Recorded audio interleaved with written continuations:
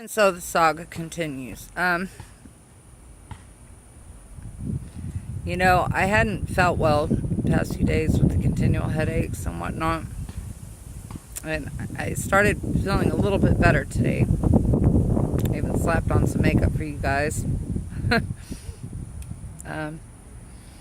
then the ex-son-in-law, who is my caregiver, that has now left me hanging on any caregiving, although we had an agreement that he would continue at least until I could find somebody else over the next couple weeks. He's left me hanging on that.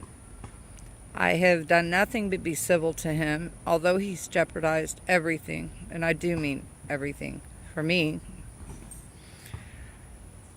and ridden on my coattails, so to speak, for the past 2-3 years. He thought he could just come up unannounced, knock on my door, walk in my home, and start grabbing not only items that belong to my granddaughter, but other things as well that were bought and put into my home for use in my home during the duration him and my daughter were together.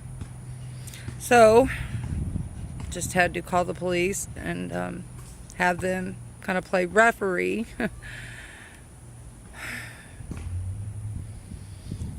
Because he thought it was okay to do so. Him and my daughter haven't been together for 2 weeks. She is en route here to clean up some of the mess she's left behind and get some of her personal belongings as well as some of the baby stuff, and to get her baby, because they agreed to 2 weeks on, 2 weeks off. And then for him to just show up with his mother unannounced, show up at my door, walk on in and start grabbing stuff. And the very fact that the woman told me, his mom tells me, that they're videoing this, lets me know that they showed up knowing damn well that they expected an altercation. They knew what they were doing was wrong. To show up to my door unannounced like that and start videoing. I said, well, good, I hope you did, because I'm calling the police. You can show that video to the police so that they understand you showed up unannounced, just started grabbing belongings out of my home with no prior notice, nothing, to start taking stuff. I said, good, then there will be video footage of that. So, of course, all the police could do was play referee. But, when someone's not feeling well,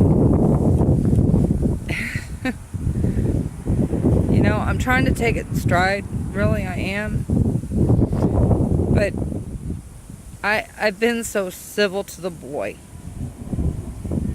I have tried to play fair. Even when my daughter was at fault, I've taken his side when she was wrong. I tried to be just and fair between the two.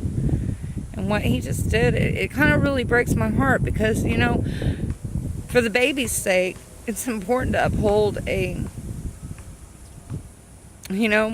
relationship to where things are civil between the families, even though her and him have chose not to be together. But they haven't thought about how this affects everyone else. I just wish that they would have had some respect, a little bit of, I don't know. My headaches are starting again. I don't even know what to think or what to say at the moment. I'm just so greatly disappointed here. I was so excited to think that I'll be seeing my daughter here shortly. 2 weeks has seemed like an eternity. To not see the granddaughter and not to see, my 18-year-old. So I was looking forward to that. I was so excited, and then it's like a monkey wrench just got thrown in, whereas he's had 2 weeks to come get these things if they were so important, to just totally disrespect me the way he just did, knowing she's on her way. Something tells me that they're instigating something further. I just feel it. Something tells me he knows she's coming back to get their baby for her 2-week portion, since they agreed to the 2-week, 2 weeks. I can't even think. To alternating every 2 weeks. Right now, the baby's not even a year old. And this is something they agreed to, but something tells me, after the stunt him and his mom just pulled, that family's been talking in his ear. He's still upset because she told him a long time ago they're not together. And since she chose to get with somebody else and move on with her life, something tells me it's about to get real ugly when she comes back down to get my granddaughter for her 2 weeks. Something tells me they're about to pull a major stunt. It's just not something I'm prepared for. I just wish they would have considered not only how it affects that baby, but how it's affecting everyone else. Anyway, just an update on my situation right now. Things are crazy, and I'm still trying to hang tough, as always, despite it all. I was hoping to come back with a grin on my face, a little bit of makeup on, and tell y'all how great everything was, but unfortunately, it's not the case. I did, while I was feeling low energy and not so hot the past few days, I did take some time to look at RVs and whatnot. I was dreaming a little bit. I still would love to get an RV and just get away from this mess before my health possibly declines any further, and just to see a little bit of the world. And I even thought I had I may still have a companion, or the possibility of a companion on board, but he doesn't have an RV either.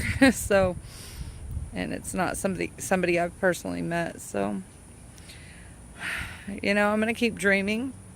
I'm gonna dream big while I'm at it. I'm not giving up hopes of the possibility of an RV.